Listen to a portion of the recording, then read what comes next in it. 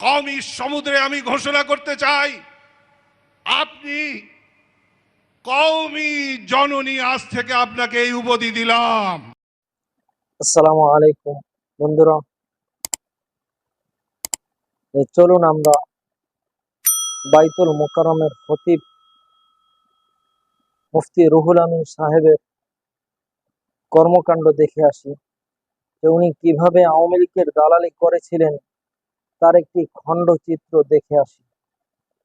যে বাংলাদেশের কওমি মাদ্রাসার উলামায়ে কেরাম কখনো কারো কোনো অবস্থায় মাথা নত করে নাই, কিন্তু উনি নিজ স্বার্থের জন্য উনি শেখ হাসিনাকে কিভাবে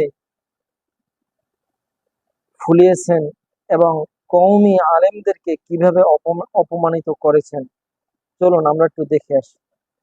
এই 14 লক্ষ শিক্ষার্থীর জননীর ভূমিকা আপনি পালন করেছেন।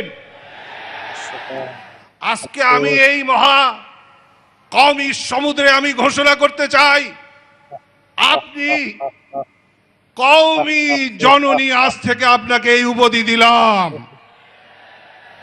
আপনি কওমি জননী।